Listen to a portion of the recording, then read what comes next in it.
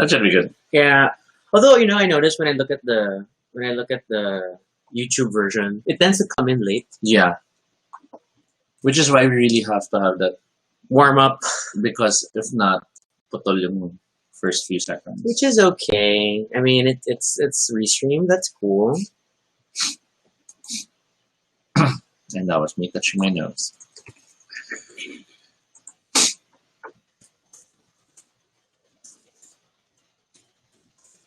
I will never understand why my nose will choose to be itchy the moment the camera's on. It's a thing. Psychosomatic, I can say. Wow, you haven't chanted that in a while. It's really a thing.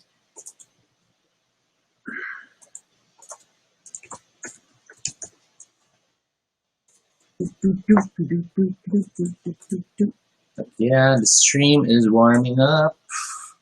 We have reshared and boosted. Oh, I still gotta share some more.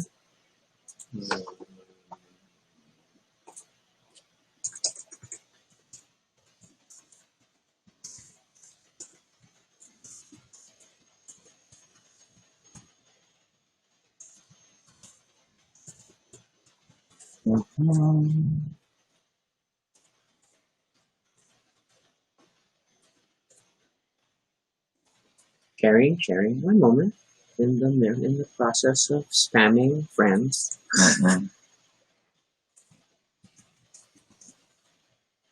But yeah, if you're tuned in already, feel free to share the link with more people. Get the word out. Let's talk TV. Oh, I shared the wrong link. That was the last episode. Pico is here. David is here. Hey guys. Hello, hello. Oh boy. Oh boy. Oh boy. Oh boy. Oh boy. It is such a weekend. It's been a very social weekend, actually. Yeah. Which is cool. And I think we are consciously trying not to have alcohol tonight, having gotten used to doing it for 2 nights straight. It wasn't 2 nights. You only drank 1 night. Right. It just feels like It just feels like 2 nights. Thursday, we just talked for hours. Friday, we talked and drank for hours. Yes. Saturday, we gamed. So sorry there was no episode yesterday. We were playing the Labyrinth RPG for the first time with our friends in the Finer Gaming Things Club, and it was a blast of a game. I see Mai has joined so us much as well. Hey Mai. Please share the stream, help us grow our audience, but it's okay if it's just friends. It's Sunday, it's chill hangout day. Of course, we're wearing our Jaja Saturna shirts. You can position the shark right where Jaja's hair is.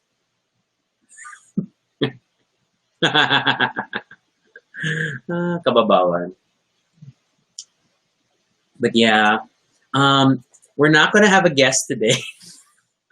We've been getting a little guest happy, which is not a bad thing.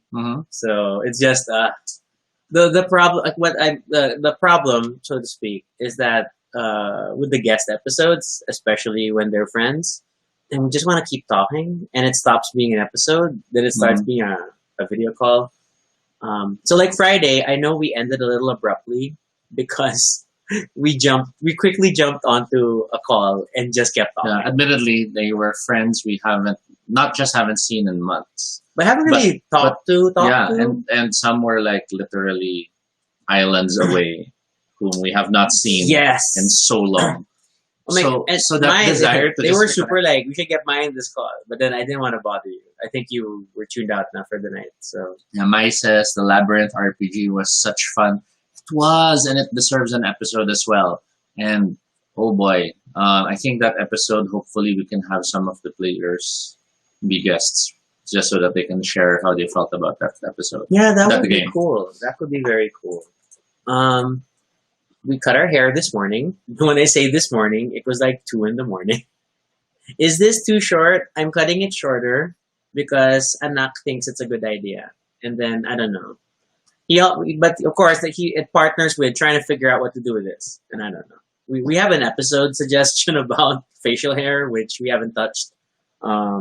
And I don't know if we're qualified to really talk about it. Yeah, I don't know. Yeah, we just have quarantine buzz, but not necessarily. But it's our feelings about it anyway. Yeah. It's not like expertise. But it sort of implies then that the episode won't be as fun unless we showcase a lot of pictures of people whose facial hair we feel strongly about in I'm sure people positive or negative ways. can just imagine. It's gonna be weird if we're just gonna say, "Oh, the facial hair looks like blah," and then, "Oh, the next guy, the facial hair looks like blah," and Why are they bleh? Oh my gosh. Okay, I guess we might as well start. Mhm. Right. So officially, the timer will start once the script is ready. This is Toby, And this is Rocky. and if it's your first time here, welcome to Baduy, a little space on the internet where we talk about anything we want. This is completely unscripted and not entirely accurate, but at least it's honest. Join us, we talk about everything and anything random live. And if it's not your first time here, welcome back, and thank you for your continued support. We are spending the next 30 minutes for this Sunday show Yeah. just talking about the shows that we have been going through in the last few weeks. And I promise it'll be chill. We're not going to take too much time. Mhm. It's not. We've been having a lot of long episodes. Yeah, we realized that definitely Sundays should try to stay short because there's work the next day and we have to We are respect. responsible. Yes. Sort of. Okay. I don't know. So, I mean, and between the mix of shows and movies that we've been watching, what do you want to talk about first, Toby? Dead air. No. I guess we could start with Raised by Wolves, only because it's the big new thing that we started getting into. Okay, yeah, we're about only 4 episodes in. Yes. Raised by Wolves. But then, hey, I'm a sucker for a robot story. I'm a sucker for a Ridley Scott story. Mhm. I'm a sucker for a Ridley Scott robot story. Especially when the robots still have white blood, which Mhm. makes you think it's related to the Aliens universe, but you're not I sure. think it is. I can't help but feel like this is the future of the Alien universe. I don't know. It's like Prometheus was the past of the Alien Yes. universe, but it's still in the future. Because you got these milk robots, and they're now so much more capable of robots doing things. But at the same time, it's backwards because they're not as human as the synths are in the Alien universe. Hello, Dre. Welcome to the stream. Back again. But yeah, so Raised by Wolves opens with such an intriguing visual.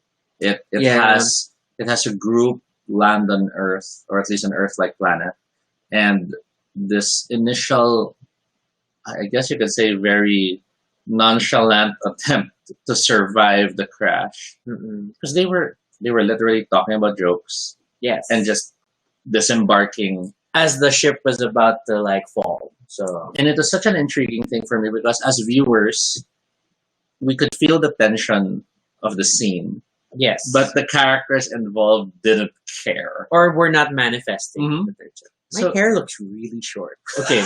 I can't help it. Okay, go on. But yeah, that's pretty much it. I liked how that drew me in. There's a lot of other sci-fi elements that it then injects in the later scenes and in the later episodes, and I'm not decided if I'm really enjoying it. Yeah, it's like I think there is a sort of jarring, jilted nature to the narrative because the first episode feels like a movie in itself. Mm-hmm. It's this long Mhm. arc story, and then the second episode jumps us entirely.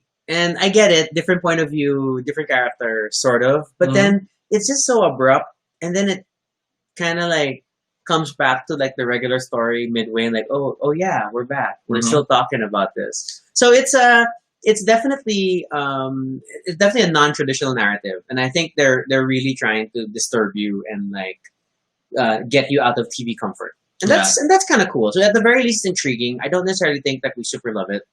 The show also, I guess, challenges your notions on who the main focus is. Because in the start, you think it's those two. But then as the story develops, it's the kid. But then as the story develops, it's not just the kid. the but- other dude. yeah, and it has that no one is the protagonist. They're all main Maybe, characters. yeah. But no one is a protagonist. But it's not quite an ensemble either. Yes. So it's we're gonna see. Plus, Plus, it's super color graded. It's like because different planet, therefore color graded, so that you know it's an alien world, I guess. So, but yeah, so there's that. Today, like literally today, we finally got caught up, and finished the first season of Star Trek Lower Decks, and I am a happy Trekkie. That was a really good show. I mean, I know there was a lot of hate for the art style. I wasn't on board 100% when I just first saw the stills pre-production. Like, what? Really? We're doing a comedic cartoon?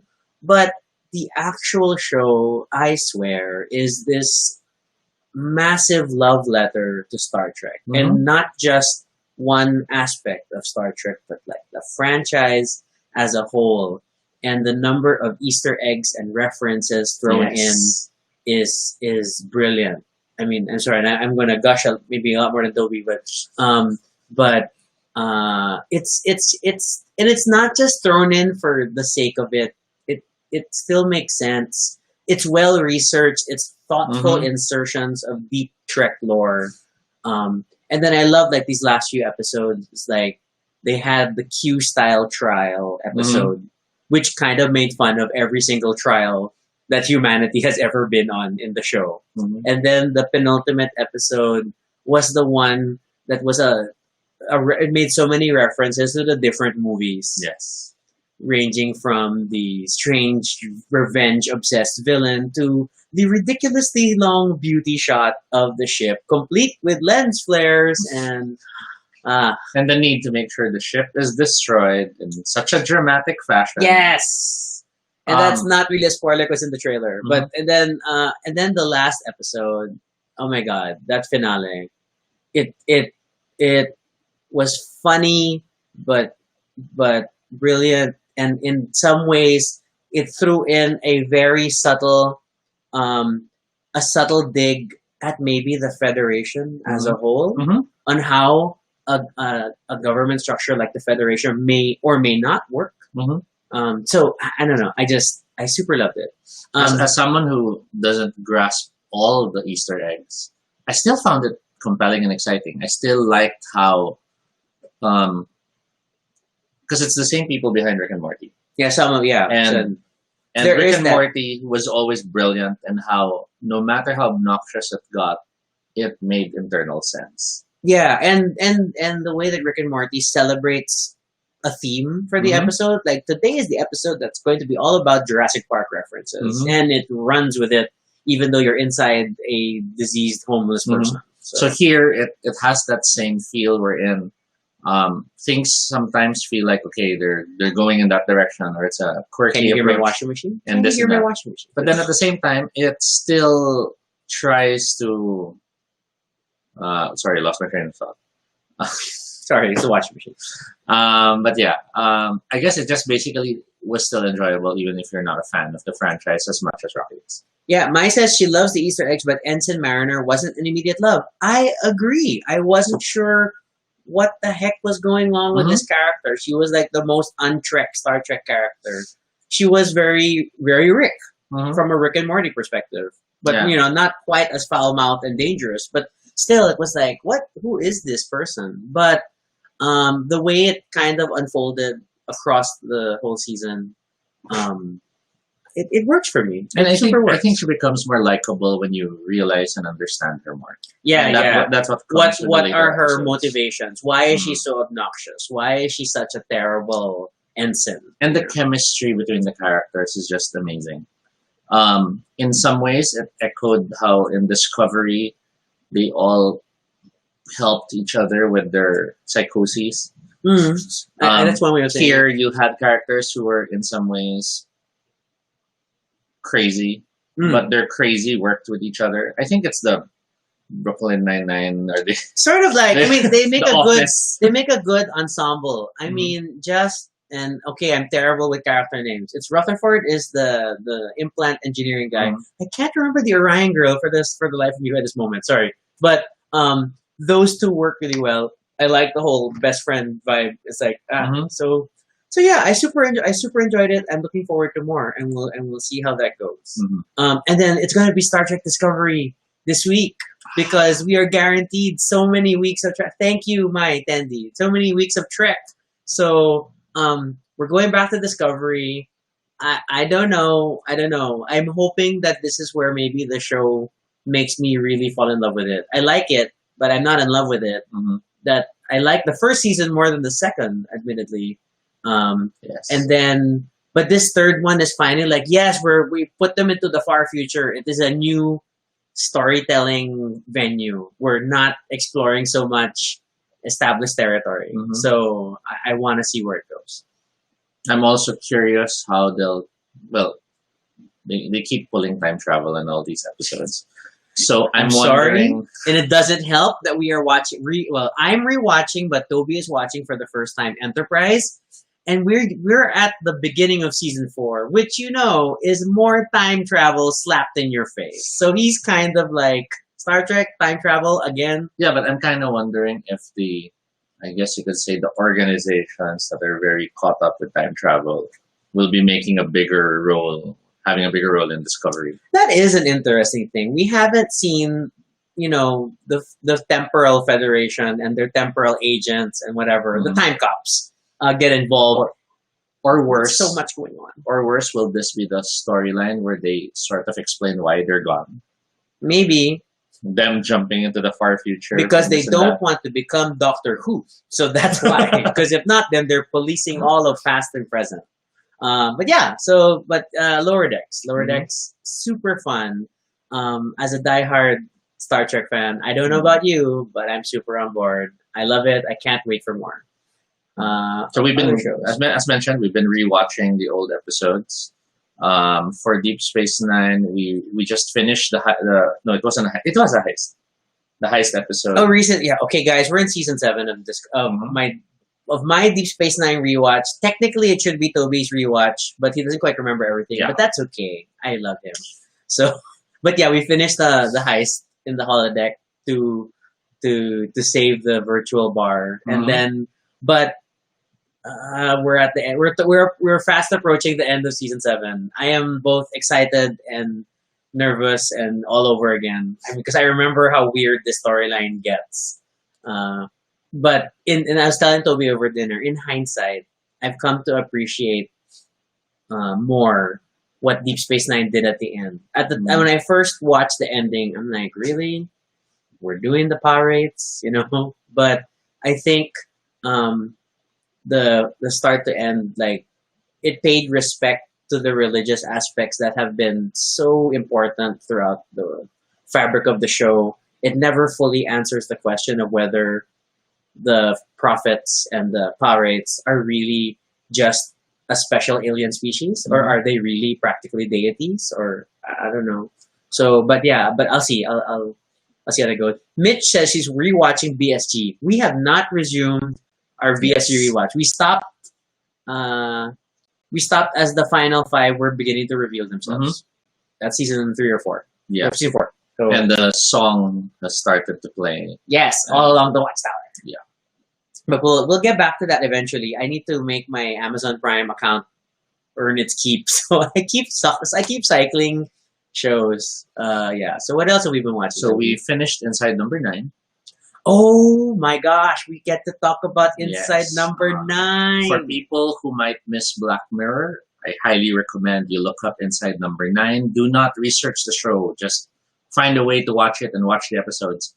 Every episode is self-contained. Every episode is brilliant. Some so much more brilliant than others. Some a bit more predictable depending on your exposure to pop culture. Yeah.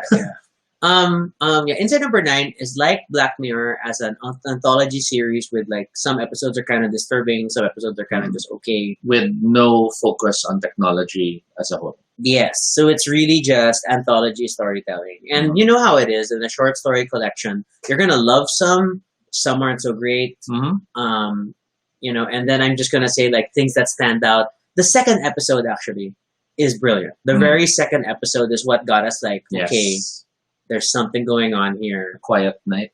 A Quiet Night, yeah. That was a great one. We love Zanzibar. Zanzibar is just amazing. And we can't say more. We're just going to say we love Zanzibar. Zanzibar is wow. And then if you are in the process of trying to secure the episodes, find the episodes, don't forget that there is a Halloween special that is not part of the regular season, which is also brilliant. I will state that when you are watching the episodes, try to watch it in one go. Don't stop. Don't don't watch halfway, then do something, then go back to the show. They're all meant to be absorbed in one seating. And sometimes some of them you might miss things or you might get confused if you stop at some point. So make sure you always just finish an episode. That's good advice. So yeah, we highly recommend Inside Number 9. But yes, watch each episode in its entirety. You don't have to binge the whole season, but it's quite easy because it's a British series. 6 episodes per series, and each episode is like 30 minutes solid. Yeah. So it's super good. It's super good. What else? It's so good. Is this the month we watched the Babysitter Killer? Yes. And Babysitter Killer Queen, because our friend Flip said he enjoyed it. We watched it, and it was campy fun. It was okay. The first was definitely stronger than the second. But then I don't think the second was necessarily bad. It was a celebration of sequels, I think, in some ways. Yeah, in many ways, the second suffered in the sense that it tried to catch you off guard. Yeah, but then it just couldn't do it. It didn't feel as well written as the first. Yeah. I don't know. Request Inside Number 9 for Plex or something. Something like that. Okay. But yeah, Babysitter was really good. Music was smart, the pacing was great, the casting was impeccable, and why the hell is he shirtless? The most important question of both movies. So, yeah, that was fun. We're still watching Forensic Files. Yes, but of course. I can feel us approaching the end. Like, there are 9 collections, I think, on Netflix. I think we're at least at 7 already. Because it's our background watching while we're working. So I'm a little scared. The other background watching is We Bare Bears, because it's on HBO Go, and we watched the movie, which is the end of the series, and then haven't quite resumed from there. So we finished the movie, and now we're going back to finish seasons 3 and 4. Which is okay. It's like, it's casual, it's non-linear entertainment. It works well during the workday. Yeah, I've realized I'm kind of more annoyed at them now than finding them cute. Yeah, I started to feel that too. Like, I still love Ice Bear, and I think I've only really liked Ice Bear. Yes. Grizz and Panda are like, what the heck? I think what frustrates me is with the fact that they never really grew up. I mean, despite everything that's happened, despite having episodes wherein everyone hated them for acting a certain way, they don't change. Yeah, and that for me sort of just makes me not enjoy the show more. Or maybe I'm just spoiled by shows like Steven Universe and Adventure Time, where the characters actually grow up and change and adjust to the stories. So yeah, the movie still felt like an episode that was just stretched out. Yeah. We're just like, it's okay. I mean, and it's not like, and again, because this has now become passive entertainment for us, it's not exactly the most important show we have in the queue. And I'd still watch Forensic Files more than We Bare Bears during work hours. Yeah, Mitch says, Ice Bear is the bomb. Can't wait to watch Unsolved Mysteries this Friday. Oh, there's the new seasons this Friday already. Yes, so Unsolved Mysteries. That's exciting. That's something to look forward to. Oh, there was American Murder. We watched the one about the neighbor next door thing, the American Murder Mystery with the family. Whatever. Yeah, the one which I thought was. He thought it was another episode of Forensic Files. Classic. But that was definitely. I mean, it was a well thought out of documentary. They wanted to work with existing footage, American Murder, the family next door, existing footage and all that. So, and social media material. So it's public stuff. It's like anything but forensic evidence. It's the personal side. It's that we should have seen it. It's what people did.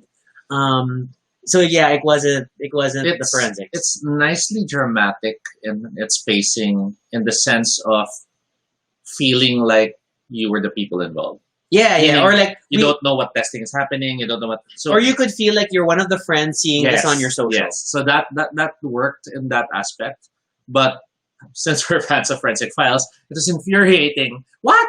They would have known that already if they checked the fingerprint and stuff like that. It was, Yeah. it had that mixed effect for us, but pacing wise, it was good.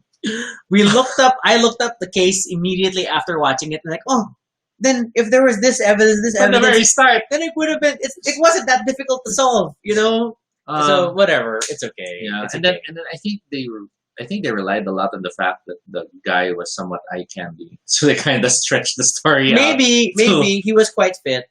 And they sort of tried to make it look like he was.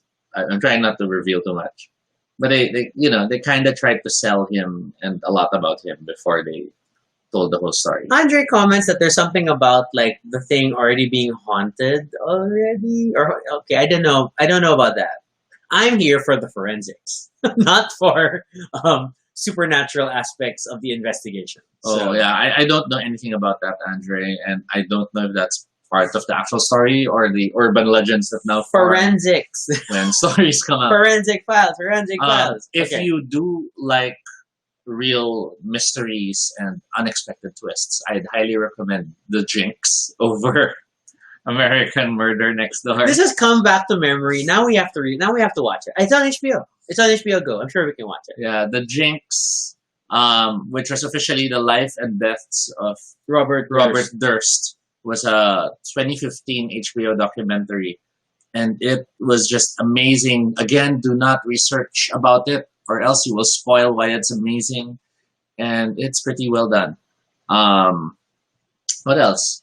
What else? have we been Individually, watching? I've been watching Homeland. I'm still slowly moving forward there. We are going to reunite at the final season of Homeland Yeah, so- because I haven't watched the last season, and then he's still catching up. So they finally taken her daughter. Ah. That's where I am. Okay. And I'm so angry at them for acting the way they are.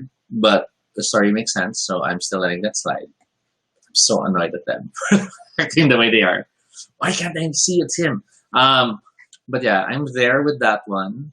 I finished The Wailing, which is this Korean horror movie. Just today, he's been working on it for several days. And that was more because every time I'm going through it, either I have meetings that will have to force me to focus. Real life gets in the way. Or we would have shows that we'll be playing, and I can't listen in on a show that needs subtitles while watching a show on the TV. So He's two-timing me with shows. uh, What is Hey. this? hey, you're doing similar stuff too. Although yours would be games When I have a show, or BL stuff. I have the show. I'm not watching another series at the same time. I'm multimedia. I can have my game running, but only one show. That's my thing. Well, I can't have a game running while I'm writing. Okay. Maya says she's planning to watch Haunting of Bly Manor soon. I Same. feel obligated. I didn't watch the first one because again I don't like horror, but it sounds like it's really really good. Mhm. So I may want to try to watch it, and then so that we can also watch this. Mhm. Not that they're sequels, but there's to prepare myself. We sometimes idle hate watch Lucifer. Mhm. That's still like on and off, but it's so not Lucifer. It's so painful. Yeah, and he's not hot at all. I mean, he's hot, but in the show he's not hot. He's I not hate our it. hot. And it's so frustrating because they're doing everything that makes him not hot for us. Yeah. Because we like them in Miranda and period Miranda. Mhm. We still haven't finished Dark. I realized, we're still season 1. We watched it. We were watching it steadily, but because it's also like we have to focus, so it's a little harder to watch. Although yes, it has audio dub, so that helps. So we're not watching it with subs. But Which one's this? Dark. Dark. We still haven't finished Yes, yes. We haven't finished the first season. We're like to episode 8 apparently. Mhm. Looking at my Netflix queue. What other movies that we managed to watch this? Oh, sorry. On the side, we just watched Song Exploder, Yes, that's pretty good. which apparently is based on a podcast. I saw someone mention on Twitter. Not our strongest show because we're not that musically inclined. But the second episode The second features episode. Lin-Manuel Miranda. The second episode is the show. That's the only. Yes, no, it's the Everything- episode we talk about. Consider everything else to be extras. But Losing My Religion, REM episode 3 was okay. But Okay, the song is great. I don't feel they covered it as well as they did Hamilton. And But that's then what again, frustrates me. yeah. But then again, I think because because Lin-Manuel just has such a much better Storyteller. storyteller. I mean, Losing My Religion, a huge part of what made that song awesome was the video, admittedly. If you heard the song alone, it wouldn't have as strong an impact. But that's not the show. But all couldn't talk about all it. they do is mention, oh, and they had a great video. And that's it. And that's so annoying because the video really made it stand out. Yeah. The other songs, I don't even recognize them. So I don't know why they're focused. What else did we... we finished Carmen Sandiego. Yes. The latest season of Carmen, which is only like 5 episodes. It was cute. Mm-hmm. I'm kind of liking this whole vibe with Sato. But I don't know. I think it's not fully fleshed out. The art, for me, feels like it's taken a level up. It looks much more bright and much more vibrant. Toby says he feels like Spider-Verse has influenced Carmen Sandiego. Like, I can't help but feel like they got challenged when they saw that movie and they're like, oh, we can make it that cool too. So, yeah. We haven't watched Ratched. We haven't watched Drag Race Holland, which I think is started already. We'll get around to it. We rewatched Hamilton. We rewatched Hamilton with a friend. We rewatched Legally Blonde, the musical, with a friend. And those were just a joy to go through. Yeah. If you haven't seen them, Hamilton's on Disney Plus. Well, officially, that's all we can say. That Hamilton is on Disney Plus. And then Legally Blonde, the full thing is on YouTube. It's still on YouTube for some reason. Yes. I'm sure that's not a legal. It's not an official MTV upload, but it's still there in its entirety. And oh my god, you guys, it's still an awesome musical. What else are we thinking about this month? Like, I definitely want to. My mom recommended Doc Martin. I still haven't gotten around to it. I think I want to watch it with Toby. It's like a... Oh, weren't we watching that other hospital thing? Lennox Hill, I finished it now because I downgraded it to... I just want to get it over with. But to be fair, the last episode of Lennox Hill is the most interesting. One of them has cancer. No, the very last, which I didn't make you watch anymore, but it was COVID na. So the show gets all the way to COVID and stops at episode 9 because there's COVID na. Dre says he wants to watch Schitt's Creek. I do too. A lot of people have good things to say about it. It's not on any of the official Philippines-friendly streaming platforms, it seems. Although I think in the US, it's like older seasons are on Netflix. So I'm a little frustrated. We'll think about it. And then we've been watching Lego Masters. Oh, yes. We just started watching Lego Masters finally. The reality show that has people try to become a Lego Master. So they work in teams of 2. Oh my god! And then I have to talk about American Barbecue thing. Okay, but Lego Masters, I thought it's insane because it'll be like, all right, guys, you have like 12 hours for your build, 6 hours for your build. Like, what? That's a lot of time. But then again, you realize it's a lot of building. It's building Lego. So it's weird because they threw in Will Arnett. As much as he's the voice of Lego Batman, his brand of comedy is very odd. It's very, very odd dad joke levels. And there's that feeling that the show, despite being something produced with Lego's blessing, because they have Lego Masters on the show and like that, doesn't feel like a show that loves Lego. Maybe. And that second episode really makes you wonder, but even the other parts, like, I don't know. I guess I was sort of expecting that they would have extreme close-ups showing how certain artistry is done with the pieces. Yeah. There's no beauty shots. Yeah, it's still very reality show mindset and not, look, Lego made this. And that's what weirds me out about it. Toby says that he feels like when we were watching, he felt like the sensibilities were closer to the Netflix reality show The Floor is Lava, which we enjoyed, but it's a totally different... Yeah, it has different feels. It's all about it's all about the contestants and the crazy stuff that happens to them. It's not about which is very American reality TV. You know, it's like it's all about the people.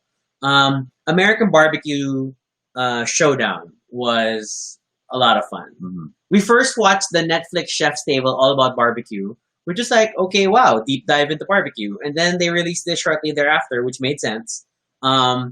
But it was really good. I didn't think I'd get into it. I thought I'd be bored because they're just going to make barbecue every week. But the personalities were great. The personalities were great. The challenges were very creative. They actually found ways to make us excited to see what they'll barbecue next. As odd as that sounds. Yes, and I think the fact that the challenges includes making the sides also kind of helped round it out more. And controlling the flame. Controlling the flame, the flavor, the smell. Knowing how much fire and wood is going into something. I mean, it was amazing seeing the judges just stare in the distance and look at the smoke. Yeah, the color is wrong. They're choking the fire. Or whatever. Oh my god, that was amazing. Oh, we also watched Sing On. We finished Sing On, and that was okay. Again, another Netflix reality show in terms of the feel. It feels very algorithmed. And then I love Titus Burgess, but I don't know if they really knew what they wanted him to do. Or maybe they wanted him to do that, but they needed an actual host.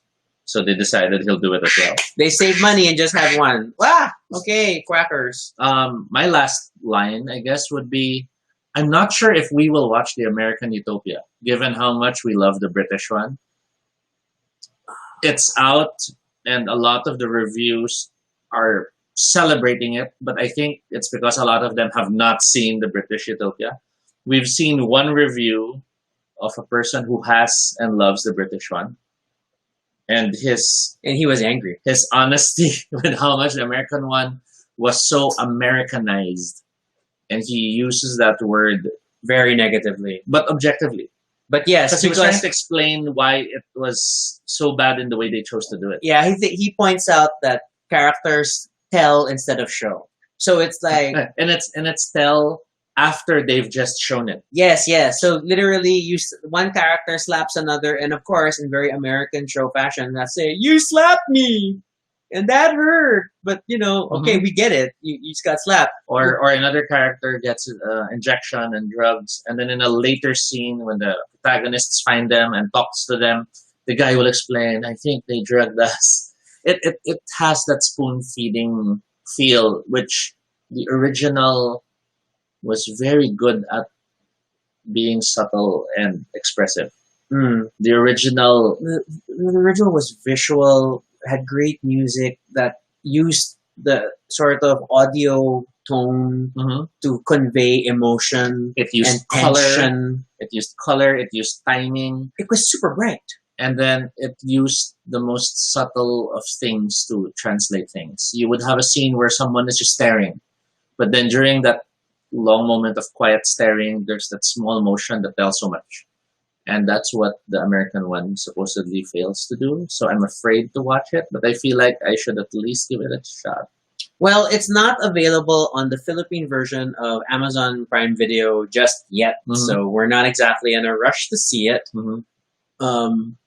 But it's there. It's out there in the world, so no rush. And then what else is coming to keep an eye out for? I'll take a moment of silence to say that Warner Brothers has pushed back every other blockbuster movie they have to 2021 and 2022, which includes Dune. So we were already talking about being super excited for Dune this year. Yes. It's not happening. I get it, because Tenet obviously flopped. Not because it's a bad movie, but because people aren't watching in the theaters. Which was, it was already questionable. I mean, there are some movies that are launching direct-to-video, which is kind of smart. I think Wonder Woman is launching direct-to-video. I haven't seen that. I know that the Witches, the trailer we saw for the Witches is going to be direct-to-video or something. And then that new Craft, new version of the Craft is going to be a direct-to-video movie. So it's a weird time, ladies and gentlemen. So I don't know what's going to happen. But yeah, other shows. What shows are we looking forward to in this period? I'm just looking for Discovery. Doom Patrol supposedly is going to have another season, but that'll be like next year. The other track, the one with the announcement. Oh, Prodigy announced that Janeway is back to voice, so that's awesome. So yay, Kate Mulgrew.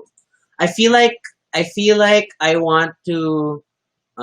We have to get around to actually watching all of Orphan Black. We never finished it. We never finished it, so that's something that it's a watching project. There was a Transformer series that you were watching. Yeah, that happened. Cyber. Supposedly Ragnarok's coming on. But no, isn't that the weird? It's not American. It's like Norwegian. It's a non. It's a foreign show that got translated. And then wasn't there an upcoming game and show? I sort of remember a godlike story other than American Gods. Mythology or something. No. I don't know. I haven't read that one. The American what's this? The Sandman audiobook is great, but that's not a show. So yeah. Oh, Boys in the Band. Yes, I was about to say.